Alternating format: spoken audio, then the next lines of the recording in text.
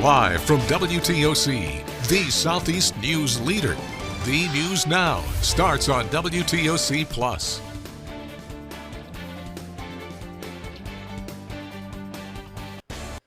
Well, we'd like to welcome you all to the news on WTOC Plus. We start with this. A former Jessup prison officer has pleaded guilty to taking over $80,000 in bribes in exchange for allowing contraband. Here's what we know. 36-year-old Ashley Brown from Hinesville pleaded guilty to double-digit counts for her role in a prison contraband trafficking conspiracy that operated within FCI Jessup back in 2022. According to the U.S. Attorney's Office for the Southern District of Georgia, Brown accepted bribes sent to her by individuals closely associated with inmates through Cash App, using fake names like Bonnie Bonnie, Clyde Clyde, and Honey Honey. She received over $80,000 in bribes for allowing contraband such as methamphetamine, K2, cell phones, postage stamps, and cigarettes. DOJ investigators identified inmates who were giving money to Brown through the Cash App records, several of whom have already been sentenced. Brown herself is awaiting sentencing. Well, Burton Fire and the Beaufort County Sheriff's Office are on the scene of a vehicle collision at the intersection of Paris Island Gateway and Trask Parkway. You can see this photo from the Burton Fire District on your screen right now. They say the area is a, quote, leading location for collisions. Fortunately, no injuries have been reported, but Burton Fire officials say traffic will be delayed. Burton Fire advises drivers to avoid this area if possible. Well, the Alma-Bacon County Fire Department announced a burn ban notice for all of Bacon County until further notice. Fire officials say the county is in an extreme drought status. While the burn ban is in place, all outdoor burning is prohibited, including burning of trash, debris, yard waste, and open campfires. Violators of the burn ban could be subject to fines, according to the Alma-Bacon County Fire Department.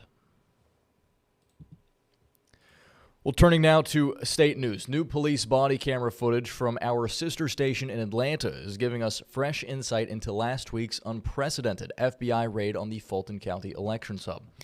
Body cam footage shows the initial confusion as FBI agents tried to seize ballots from the 2020 election. Atlanta police are confused about not being notified before the FBI agents showed up. Throughout the hours-long search of the building, our sister station learned the FBI arrived on scene with the wrong type of search warrant. They had one for the elections office, but needed one for the clerk of courts. So did anybody get a physical copy of the search warrant?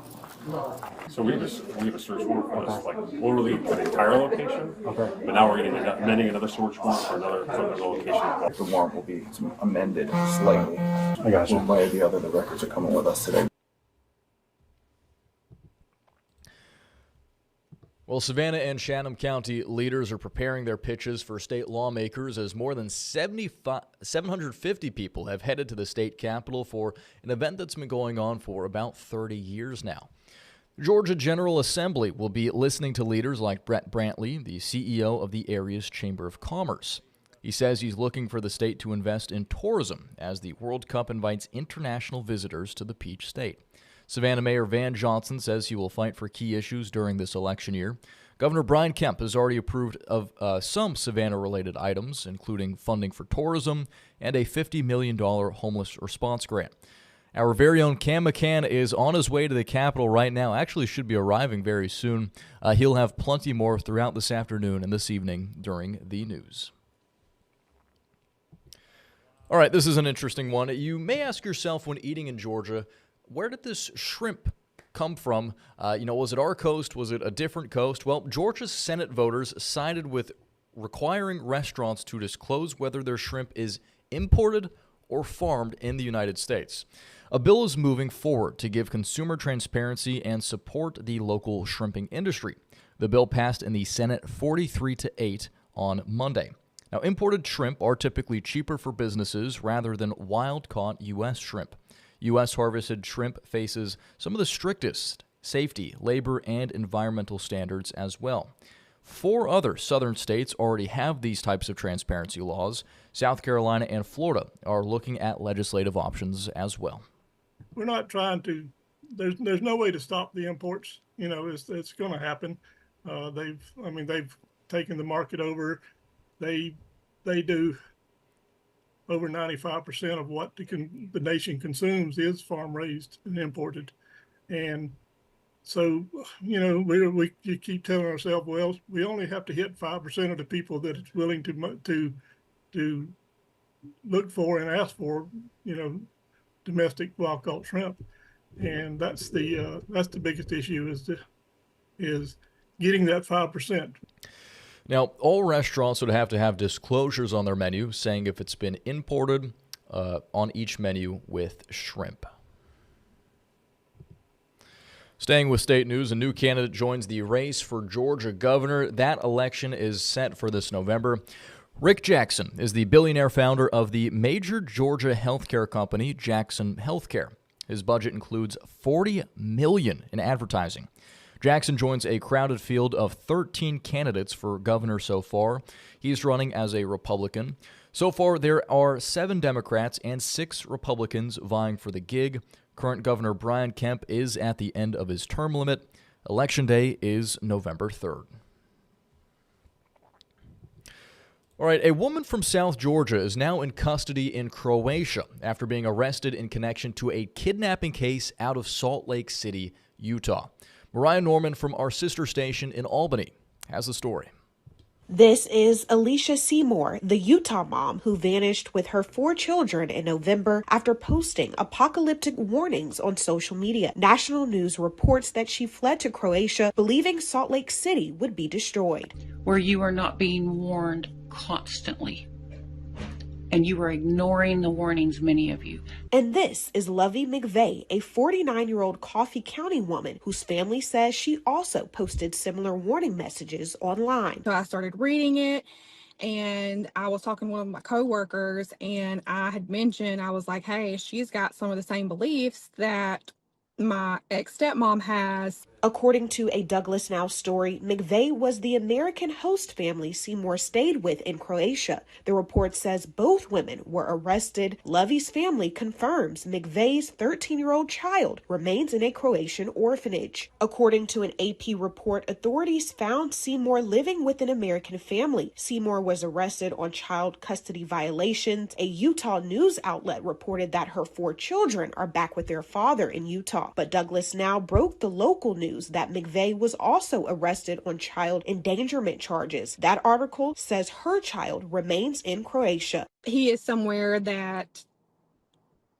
they don't speak the same language. There's communication barrier, doesn't know anybody. Cruz says the child's father is working with the U.S. Embassy to bring him home.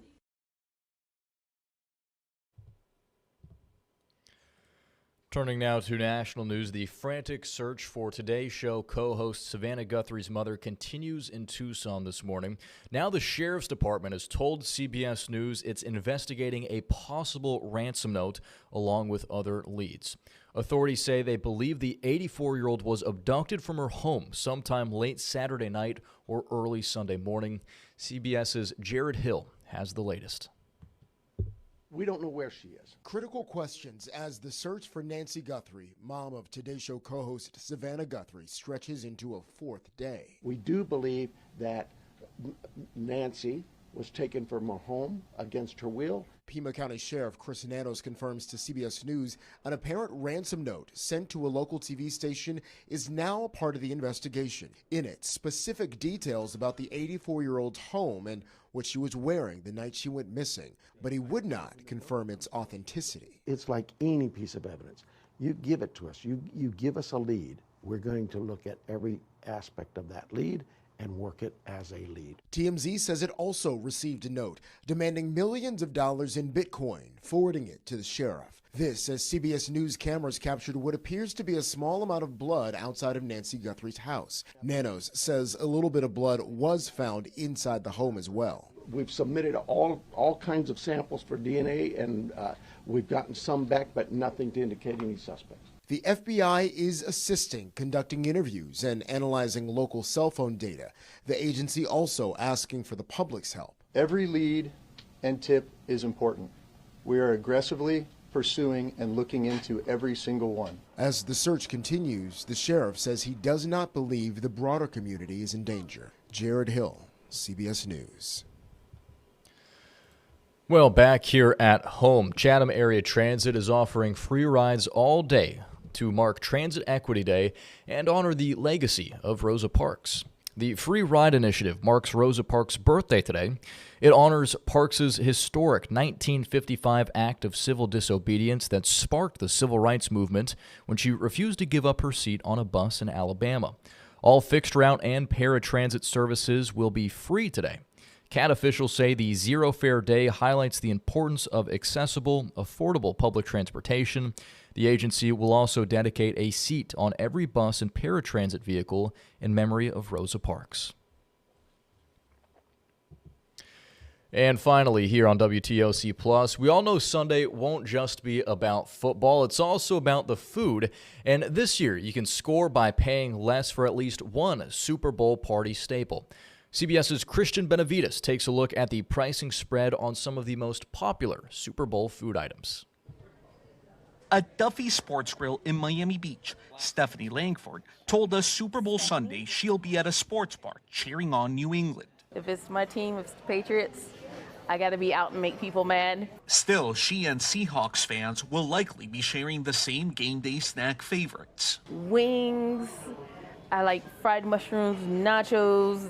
Jesse Gavilanes will be at the bar too, with his own game plan.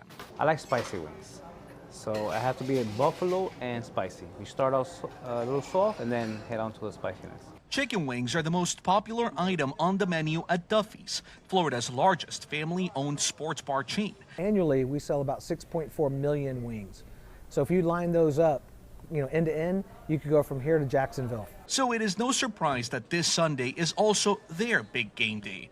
Duffy CEO Joe Webb. Before the game, it's all pickup. We're sending thousands of wings home with people. And then it changes where everybody wants to be inside. Some wing enthusiasts may see a price break.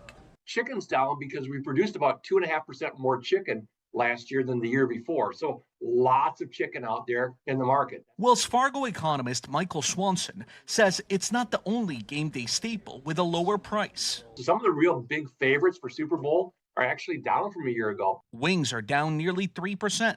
Avocados are also down, along with tortilla chips and frozen pizza. While chicken wings are a bargain and cheaper avocados will keep your guac prices down, a colorful veggie tray is likely to cost more.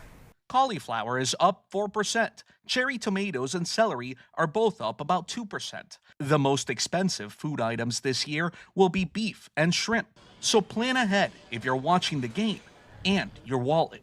Christian Benavides, CBS News, Miami Beach. All right, maybe I'm basic. I'm just an order a pizza kind of guy. Pepperoni from Papa John's. I'm all set for my Super Bowl party. I'll also say, if you ever bring cauliflower to my Super Bowl party, you're banned the next year. That's a ridiculous Super Bowl party food. All right. Well, anyways, with that, we're going to wrap things up here for the news on WTOC Plus. I'd like to thank you all for making us part of your morning. We'll be back in about 45 minutes for another round of stories at the top of the hour. And in the meantime, you can always head on over to our website to catch the latest at WTOC.com. Thanks for watching, and here's Local News Live.